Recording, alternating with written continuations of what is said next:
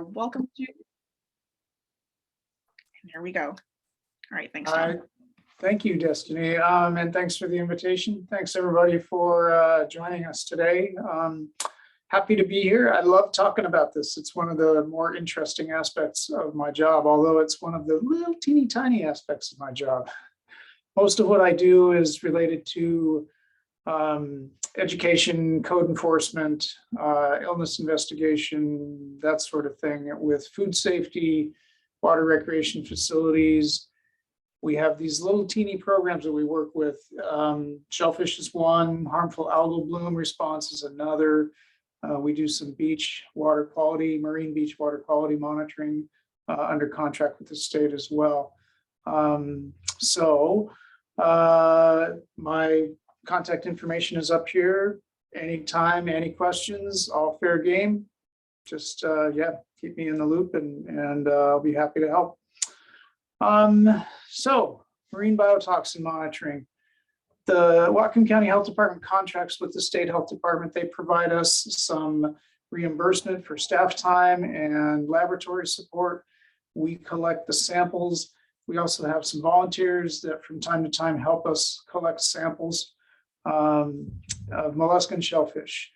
The samples that we collect are blue mussel samples, and there's a reason for that that I'll get into a little bit later, why we choose blue mussels as opposed to other species.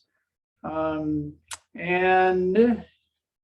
first of all, and most, I guess the biggest potential health impact for marine biotoxins is paralytic shellfish poisoning. So it's one of the toxins that the state tests for in the samples that we submit to them. So paralytic shellfish poisoning, also known as red tide or PSP, in mild cases can cause numbness and tingling in the lips, tongue, fingers, toes, kind of your extremities. May cause gastrointestinal symptoms as well. In severe cases, causes paralysis because it paralyzes your breathing muscle. And once your diaphragm is paralyzed, if you're not on a ventilator, you're no longer getting oxygen to the brain. So that's how paralytic shellfish poisoning can be deadly. Although serious intoxication and consequences are really, really rare, they do occur. And you know, it's those who do not learn their history are doomed to repeat it, right? So we watch out for, we monitor the toxin in shellfish and try to keep people informed when things get dangerous. It's important to note, is one of the myths out there, sometimes when marine waters turn color, they turn kind of brown or red or pink or purple, or some people think, oh no, that's red tide. Most color change, algal blooms that cause color change are not related to harmful biotoxins. Most of them are just naturally occurring. However, in rare cases, marine biotoxins like Psp can cause water color to change. So there are some documented cases where that has happened, but it's more the exception rather than the rule. Take an overview. Looking at paralytic shellfish poisoning numbers in Whatcom County, this is a little bit busy, but what I'd like you to notice is the dots near the top of the scale, or the dots that are above this red dashed line, way down near zero. Okay, so that's your 80 micrograms of toxin per 100 grams of shellfish flesh in one of our samples. All of the dots above that little dashed red line are samples that exceeded the safety limit that we've set. All the dots below it are samples that have not exceeded that limit. You'll see that summer and fall tend to be the times when we see blooms. You'll see also in most years kind of a two-peak system. So right here in May and June of 2017, and then in September and October of 2017, we had spikes in toxin. This has sort of become a common thing. You'll see that again in 2018, and again in 2019, and again in 2020. We had blooms that occurred basically somewhere between April and early June, that then faded away, and blooms that again began in late September or early October, and then faded away later in the year. 2021, for some reason, we didn't see the early bloom. So I'm going to touch wood. I think that's a good thing. This trend literally goes back to about 2007. Almost every year we've had this dual bloom thing. And in a couple of years, we've had the dubious distinction of having the highest Psp levels in the state for that particular year. So again, these are samples from mussels that were collected at one or more of our 3 sample locations, which include Squalicum Harbor Marina, Semiahmoo Marina, and Birch Bay Village Marina. Okay. Now I can't always see the chat box. So if you have a question and you want to submit it or interrupt, feel free to just unmute yourself and start talking, or send a note in the chat, and maybe Destiny or somebody else can help me keep an eye on the chat box, because that's when I'm flipping through the slides, I don't see that pop up on my screen. Okay, so we have PSP. These are some of the highest numbers, and just some broad data. I just want to point out that in 2020, we had the highest level of Psp biotoxin in the state of Washington for that whole year. And I see, why mussels, why not oysters, asks Anna. Well, I was going to get into that later, but I'll get into that now. So mussels are, so all shellfish are filter feeders. Mussels are often submerged basically throughout the entire tidal cycle, especially mussels on floating docks. So they go up and down with the tide, the mussels stay submerged. They can feed constantly. Mussels can concentrate toxin much more quickly for some reason. Their metabolism is such that the biotoxins are picked up soon after they become present in the water. So they're a good, I hate to use the expression canary in the coal mine, but they're a good indicator species. In other words, we won't see toxins show up in oysters until long after a bloom has begun. We want to choose the species that is most likely to pick up the toxin first, so we have the earliest warning, and then we can react to that early warning. So mussels also tend to concentrate toxin at much higher levels than other species of shellfish. While most people harvesting recreationally don't target mussels as their species of choice, some do. They're delicious, right? If you like that sort of thing. And since they accumulate the toxin first, and they can harbor such high levels of toxin, we want to make sure that we know what's going on in the mussels as early as possible. So when we do issue a closure notice or a health alert, it's going to be based on toxin levels in mussels. If we start to see elevated toxin in other species, you'll see us post supplemental warnings about that as well. Anna, did that answer your question? Yes, thank you. You bet. Okay. So this chart shows, where we see the highest level of toxin. It's almost always in the mussels. What location the first closure of the year happened in, and notice that 2014, 2016, 2018, 2019, 2020. Sorry, also in 2015, Whatcom was one of the first, if not the first, county in the state to have toxin levels rise to the level that required closure. Not necessarily something to brag about, but something to be aware of. We seem to have a source for the biotoxin cysts that, for whatever reason, tends to get active or activated earlier in Whatcom County waters than in many other areas of Puget Sound. Why? We don't really know that. So won't be able to answer that question. All right. Moving on.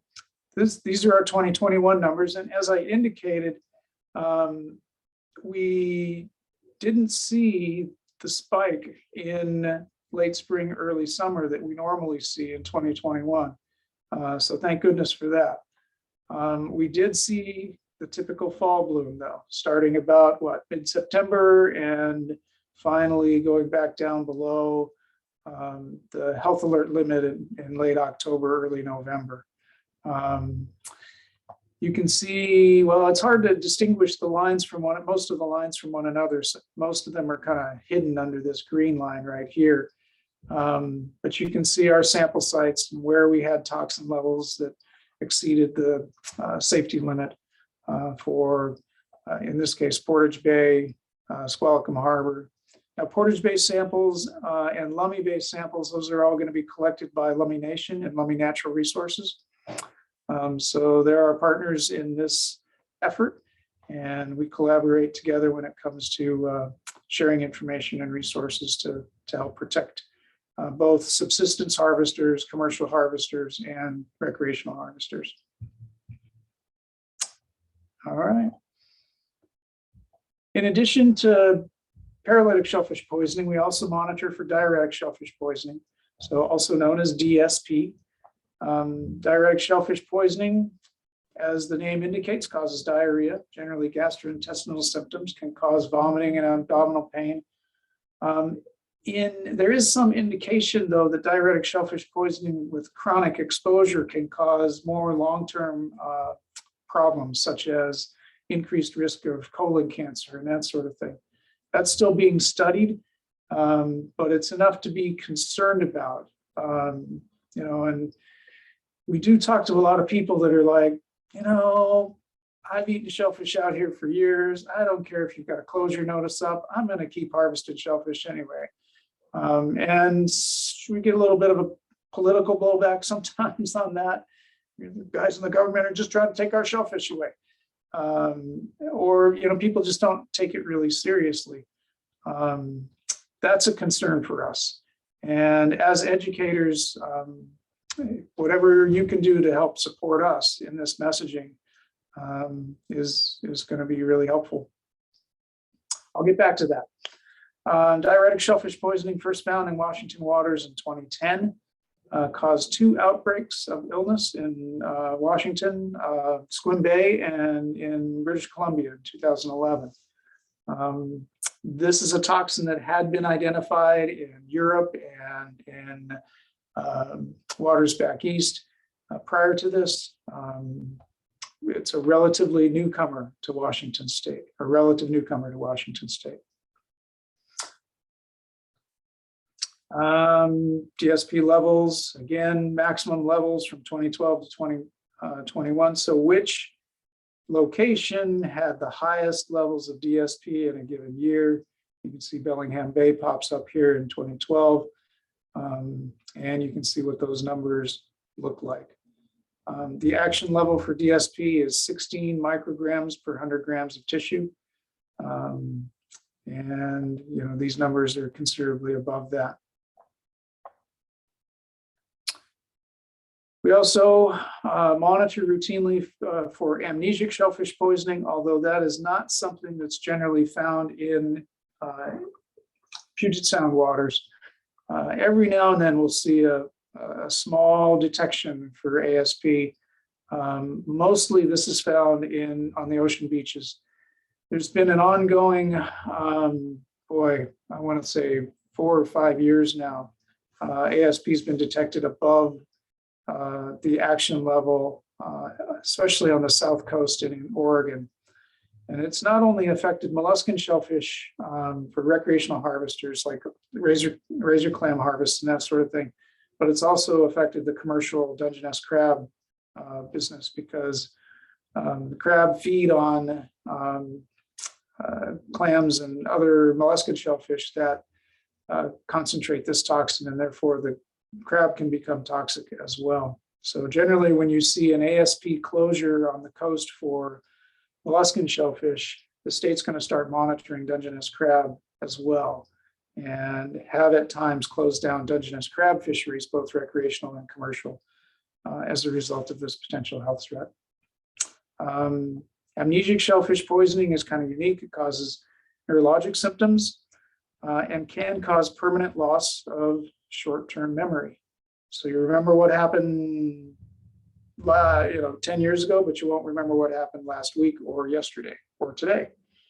Kind of a not a pleasant thought, right? It'd be hard to live your life that way. All right, I'm going to pause because I tend to talk fast. Are there any other questions? There's none in the chat, but I'll ask a question about the amnesic shellfish poisoning. How long do the symptoms last? Is it something that just like wears off like once it's out of your system? The neurologic symptoms, if you get support, yes, you can get through those. The loss of short-term memory can be permanent. And I don't know how much exposure it takes before you have that permanent disability. I haven't done a lot of research on that. Sorry. Okay, and can you repeat the limit? Is it 16 micrograms per 100 grams of tissue, you said, for ASP? 16 for DSP. Okay. And 10 for ASP. 10. And then for PSP, it's 80. That's our closure limit. So don't worry, you won't be tested on that. And then we have a question from Christopher Brown. Have there been any hospitalizations in Whatcom because of PSP? In Whatcom County, not within the time that I've worked at the health department, which is since 1989. The last outbreak of PSP that I read about happened outside of Ketchikan, Alaska, I think, in about 2013. I think there was one fatality. Can't remember if it's one case or two cases, but definitely one fatality. Somebody was picking up cockles, if I remember right, on the beach near Ketchikan. But it was just a remote area, and the person couldn't get to medical care before the symptoms overtook them. Okay, we have another question from Hannah. Any insight into the molecular reasoning behind the biotoxins in these diseases? How exactly are the shellfish affected, for example? Well, the shellfish really aren't affected at all. So they can harbor these toxins. I mean, they've evolved to feed on the plankton that carry these toxins, and evolution has just given them the competitive advantage, if you will, such that if they're exposed to these toxins, it doesn't affect them. They're just food. I mean, the plankton are food, and the toxins don't affect them. They can concentrate. They're filter feeders. So I get into that a little bit later in the talk. The mussel is a small creature, right? But it filters gallons and gallons and gallons of water a day. And all of the toxin from all of that water ends up in the tissue of the mussel when it feeds on water that contains the plankton that harbor this toxin. So insight into molecular reasoning behind biotoxins. I don't think I understand that question. Hannah, can you help me out there? Yeah, I can try. I guess I was just wondering, like, in terms of specific, well, okay, I guess it was more a question about the shellfish aren't affected at all. So I was sort of wondering how exactly the shellfish were affected on a chemical level. Like, how does what they eat from the algae, what does it actually do to them? But it sounds like it doesn't actually do anything to them. So I guess the question would be then, when humans eat the chemicals, like, what does that do, like, physiologically to the body? Like, is it that things are getting like less oxygen than they need, which I think is what you said, or are they, I don't know. That was the question. Okay. So I can't really talk to the physiology inside the human body about how the toxins work. I really only am familiar with the symptoms that are caused. So the specific mechanisms of, why those symptoms occur, and, what, transmitters or proteins or, body systems are affected. I don't know how the paralysis occurs, blocking some kind of a messenger that, sends impulses from muscle to muscle. Yeah, I don't know. So I could sound really silly trying to guess, but I don't want to do that. Sorry. Okay. I think that was all the questions, right? Okay. All right. So what do we do about biotoxin? We, as in Whatcom County Health Department, and every local health jurisdiction that borders on a marine beach has a similar program. We collect routine mussel samples. Our standard collection schedule is every other week. So we'll send somebody out every other week to grab mussels from those 3 locations. If we detect toxin in any one of those samples, especially Psp toxin, we will then shift our sampling to every week, because biotoxin numbers can, I've seen them change 5-fold or 7-fold within a matter of a week. So go from, 45 to 500 or 45 to 400 in a week. So we definitely want to make sure that we have our finger on the pulse, as it were, of what's going on in nature out there. The State Public Health Lab analyzes the samples, and we post warning signs. So maybe if you've been out on the beaches, you might see warning signs that tell people when biotoxin levels exceed safety limits. We have a whole bunch of partners that help us with sign posting as well. So homeowners associations like Birch Bay Village, and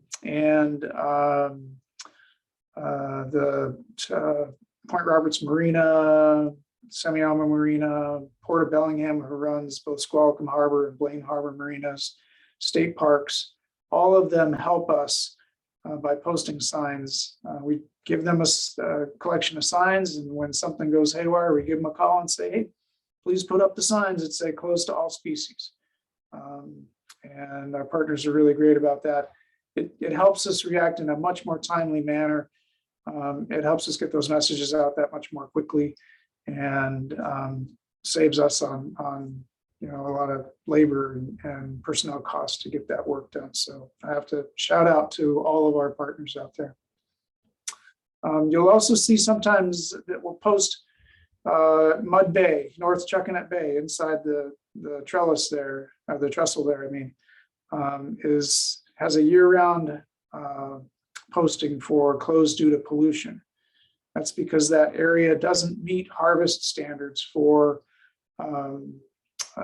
shellfish sanitation. We are working actually with Austin Rose and Erica Douglas to, well, Austin and Erica are partnering. I think some of you might be our samplers that are collecting water samples and helping to get that data, with the ultimate goal of seeing North Chuckanet Bay reopen to recreational harvest of shellfish. We've got some really encouraging information. There are a bunch of steps to go between here and getting that area opened up again. But most of the bay, and essentially all of the bay where shellfish resource is plentiful, meets water quality standards. So the approach that we'd like to take is to petition the state to reopen recreational harvest inside North Chuckanet Bay, and just set boundaries, set GPS waypoints, and post little what are they called? Those little flexible markers that would show a boundary of, harvest okay over here, not over here, to avoid private property lines and avoid areas that don't meet water quality standards. So stay tuned on that. I hope that within the next 5 years that we'll see some action on that.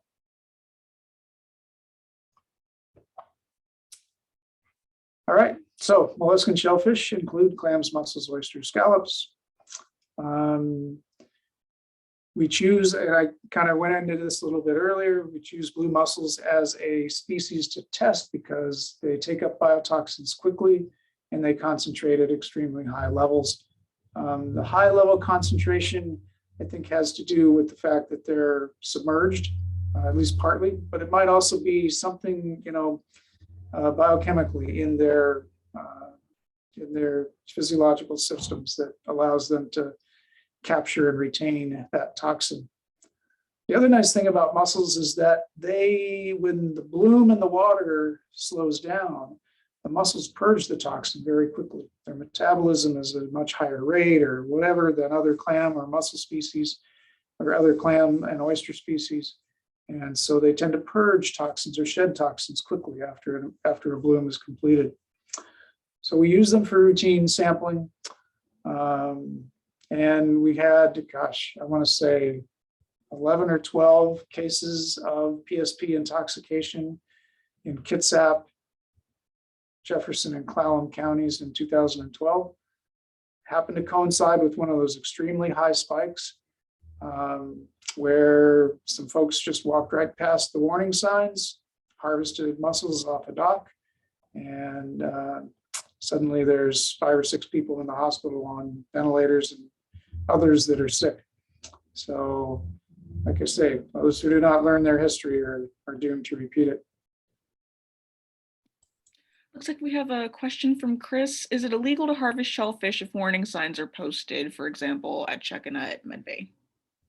So in Mud Bay specifically, the Department of Fish and Wildlife has listed that as closed waters. So every year, the Department of Fish and Wildlife goes through an administrative process where they set seasons and boundaries for legal harvest of resources such as shellfish. And so, yeah, in Mud Bay, it is illegal to harvest there. There are other areas that are unclassified. They're listed as unclassified. Actually, a lot of areas that are listed as unclassified. So it's not illegal to harvest in one of those areas when there's a biotoxin bloom going on. It's just not advised. This is a good time to sort of go off on a little tangent as well. So maybe you run into this in your contact with the public when you're out and about as well. I run into it when we're out sampling and posting signs. We'll run into folks and we'll see them harvesting and we'll say, hey folks, did you know that there's a public health alert and a biotoxin closure, in place for this beach? And most of the time folks are polite and they'll want to talk it through. Sometimes they'll pick up their shovel, they'll rebury their shellfish and they'll go home. Other times they'll just kind of stand there, looking at us like this. And it's like, yeah, I don't believe that. Such and so anyway, you guys are full of it. And, we know that you're just trying to keep the shellfish away from us and take our private property and blah, blah, blah, blah. So you get that whole thing. People don't always there are some people that don't take those warnings seriously. And there are some legitimate reasons why they might feel that way. First of all, intoxication from biotoxins is really rare. Second of all, when we issue a biotoxin closure, it's because the levels in the mussels are extremely high. Once we see elevated levels in mussels, it's usually a week, 2 weeks, sometimes 3 weeks before we start to see levels rise in clams and mussels. So you might have during a biotoxin closure, mussels that are really toxic, clams and oysters and cockles that are not toxic at all, or definitely don't have as much toxin in them. The problem is we don't have enough resources to go out and sample all species every week and give you a weather report on, okay, the cockles are doing this in Birch Bay, or the oysters are doing that in Drayton Harbor. We have to depend on the mussel samples, and we're going to err on the side of caution. And the fact that toxin levels can change so dramatically over the course of a week between one sample event and another also means that 5-7 days after we've sampled, levels in mussels might have shot upward dramatically, or they might have peaked and dropped. We just don't know. It's impossible to say whether the shellfish, whether the toxins in certain species of shellfish are elevated, since we're not sampling them during the early stages of a bloom. Once the levels in the mussels drop, then we sample other species to find out if they're safe, to find out if they've captured toxin and if they're harboring toxin. And there are some likely suspects there. Butter clams and varnish clams, the invasive varnish clams, those tend to take up toxin later. Well, no, that's not, hang on. Varnish clams tend to pick up toxin quickly like mussels, but they also tend to retain it for a long time.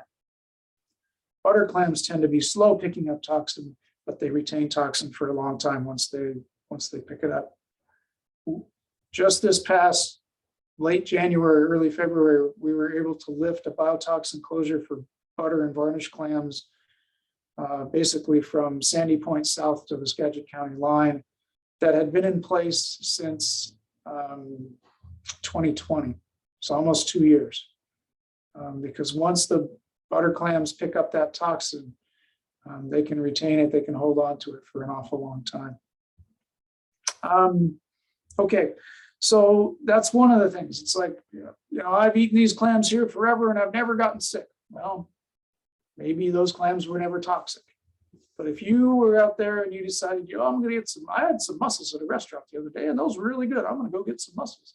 And you eat those during a biotoxin bloom. Those are the most dangerous. That's the most dangerous chance you can take during a biotoxin closure. The other thing that that people are concerned about is I lost my train of thought. Sorry, I don't have notes. I'm winging it here. I'll come back to that if I remember what I was going to say. Sorry about that. Okay, any questions about that? What feedback do you get from the public when you're out and about? Okay, well, I'll jump in with a quick question, and I know this isn't particularly scientific, but I'm just curious. What you were mentioning, we don't always have the resources to go out and sample every single kind of shellfish and mollusk. And it sounds like there's a system in place where if there's an outbreak in the blue mussels and you wait a certain period of time and then you test the rest of them, right? Yeah. Okay, I guess that makes sense. I was gonna ask, what is your personal level of confidence if you know that there's if there's an outbreak in the blue mussels? I'm curious if you are just I'm just gonna hold off on all shellfish until, or if you're fairly confident. And I'm also curious, and it's okay if you don't know the answer to this. Each of these, the PSP, the DSP, the ASP, have their thresholds, right? And I'm curious if there are any studies on the long-term effects of even if you're not at the threshold, just the long-term effects of eating, maybe right at the threshold. Yep. Okay, let me tackle the first question first. Mm. If there's a closure, I'm not harvesting anything, nothing. I'm not even going there. Because, I know as much as anybody, and I also know that we just don't have enough information for me to feel safe. So yeah, if there's a closure in the mussels, just stay off the beach. I mean, sorry, not stay off the beach, but don't harvest for consumption, right? Let it ride until the toxin levels drop. In terms of the second question, there is some evidence that long-term subacute exposure, in other words, long-term low-level exposure to ASP can cause effects with memory. And there's been some, I haven't seen any published information about this, but I have seen some anecdotal references to it in subsistence harvesters among our coastal residents. So Quinault, Macaw, Quileute people who live and harvest for subsistence purposes on the coast, where you would find ASP. But as far as the other toxins, PSP, DSP, I don't know of any, other than what I mentioned earlier with the chronic exposure to DSP. I haven't seen any other evidence of long-term effects. You did remind me about the other thing I wanted to mention, though, and that is, what about shellfish in stores? So let's say Drayton Harbor's got a shellfish advisory and molluscan shellfish recreational harvest is closed. Drayton Harbor Shellfish Company might still be shipping to market. And the answer to that is yes, you might see that.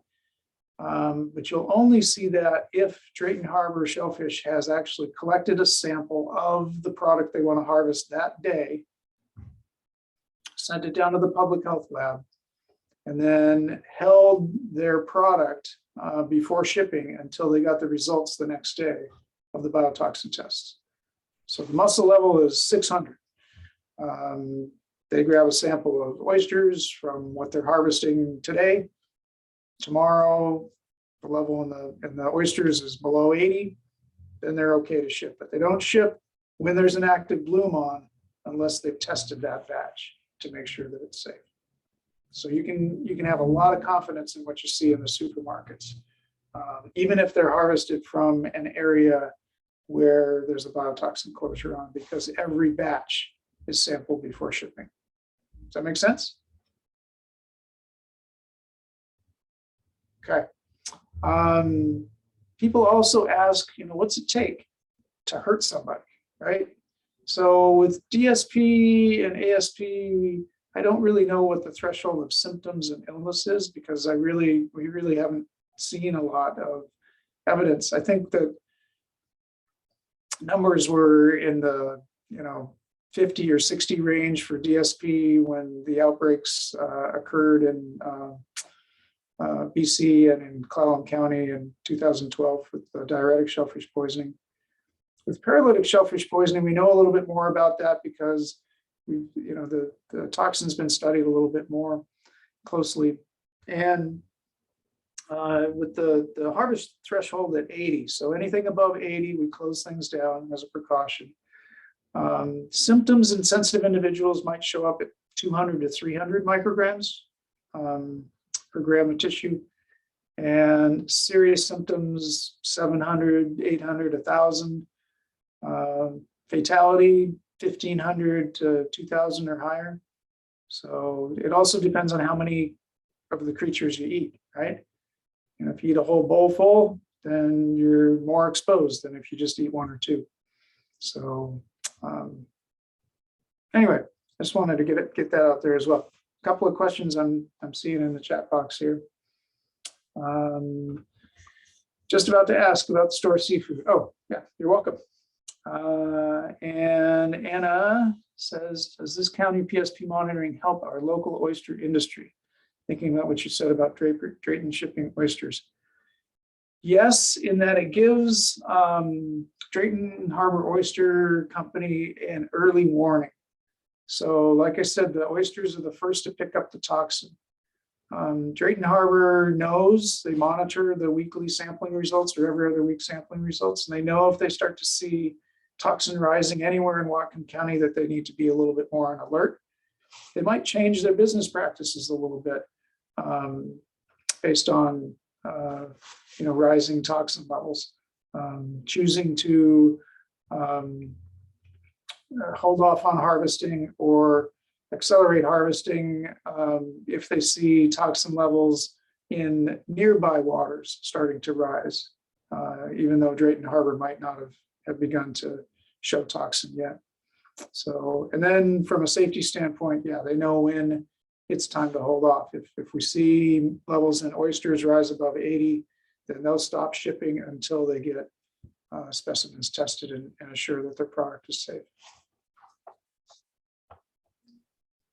Thank you. You bet. Okay. Back to So I've just got a few slides here that kind of go into maybe stuff that you already know, maybe not. Other species that can harbor biotoxins, so blue mussels, manila clams or little neck clams. So the manila is a little more elongated shell, the native is a little more rounded. Butter clams, find those in middle to low intertidal zone. Larger generally than the steamer clams. Shell ridges or striations look a little bit different. Varnish clam, the prettiest clam shells on the beach, right? So it's actually an invasive species native to Southern Asia, super prolific. Boy, there are places when we go to grab a sample of varnish clams, you know, one shovel can hold 25 or 30 individual clams. They're amazing. There is concern about them competing with native species. My experience in the field, don't take this as gospel, but my experience has been that you find these in a much higher tidal zone. They tend to be much more common around, say, 2 to 5 feet, you know, at the +2 to +5 foot tide level, as opposed to down at the, you know, 1 foot and below where you see the steamer clams and the butter clams. Cockles, horse clams, distinguished from butter clams by the fact that the siphon doesn't retract fully. The shell actually, you know, forms around the siphon. Eastern soft shell clams, same thing, just a smaller creature. Macoma or bent nose clam, you generally find that in the really muddy, sandy, stinky. Not many people, I don't know that people are really chasing these as a species to consume recreationally. Gooey duck, found in the subtidal zone, generally not something that your recreational harvesters are chasing unless they've got access to, you know, dive gear boats or something like that. And oysters, which on this slide, it used to say, you know, uncommon on Whatcom County beaches, although they are making a recovery on some of our recreational beaches. So pink scallops, again, subtidal zone. I don't know if there's a lot of commercial harvest with this species anymore because they are somewhat rare. So all of those, and oh, sorry, razor clams that you find on the coast. Is that it? Yeah. But not in the inland waters. So all of those are species that can harbor biotoxins. So molluscan shellfish are filter feeders. They continuously siphon seawater. So we've kind of gone into this a little bit. Algae and seawater is their food. They can concentrate toxins because, you know, they process many times their body weight and volume in water when the tide is in, and they could siphon the water through their gut. Biotoxins don't seem to be harmful to shellfish. So biotoxins are naturally occurring. They can bloom any time of the year, although most commonly we see blooms in warmer months. There used to be some folk knowledge that said, what, you can harvest in any month that's got an R in it. But remember that April and September and October and November and that 2-year closure for butter clams sort of takes that harvest anytime or any month with an R in it, doesn't really hold water, so to speak. As I said, most common in the summer months. They're not, the biotoxin presence isn't related to pollution. It really appears to be related to just the interplay between the many types of plankton, and sometimes certain plankton out-compete others because the conditions are conducive to the, you know, the microhabitat characteristics that they prefer. The plankton that harbor Psp tend to like water that's calm, so choppy conditions tend to reduce blooms. calm, sunny, warm conditions, especially calm, sunny, warm, right after a great rainfall where a lot of nutrients have been washed into the water. That tends to be when we get our biggest blooms. But again, not always. So you can't really bank on any of these things being true consistently over time. So the marine biotoxins concentrate. They can concentrate in crab entrails as well as in molluscan shellfish. So all of our warnings when we have a PSP or a DSP health warning will say discard the entrails. Don't make soup stock or consume the guts. Cooking does not destroy biotoxins. So ASP, DSP, PSP are chemicals that are heat stable, and cooking will not denature them. So caution is appropriate. Where to learn more? The biotoxin hotline. Now this is really antiquated. Back when I was in college and I wanted to go harvest clams, I'd dial 1-800-562-5632. And as a Whatcom County resident, I had to wait until the very end of the recording because W is the last county in the alphabet, right? Of all the counties that have molluscan shellfish. So to find out whether there were any closures on Whatcom County beaches. Now you just go to the map. You go to the DOH clickable map and you zoom in on your beach and you can see what's up, whether there's any biotoxin closures anyway. Pollution closures are not always listed on that map. So for pollution closures, look for signs on the beach at public access points. Biotoxin bulletins are immediately updated, usually same day the results come in. And there's a interactive map at the Department of Fish and Wildlife website to talk about rules and seasons and all of that. And it links with our DOH shellfish biotoxin map as well. So, all right, that took a little more than a half an hour, but that was fun. Any other questions? Yeah, any more questions for Tom?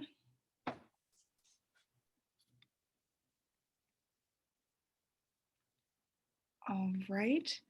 Seeing none, well, thank you so much, Tom, for that presentation. That was awesome. I always learn so much from these presentations, and now I will be sure to double check the website next time I'm out, but that was super great. I do just want to drop this link for folks who are North Sound stewards. Do be sure to track your hours. You can follow this link here.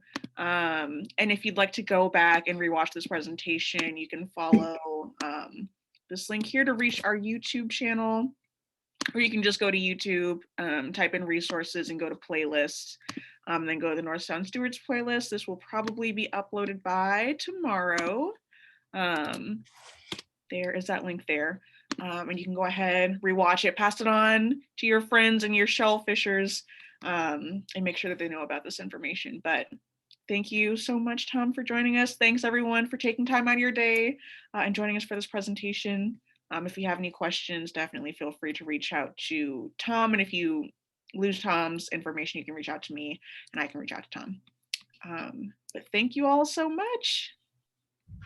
Enjoy the rest of your day. Get into the sunshine while we have it. All right. Thanks, everybody.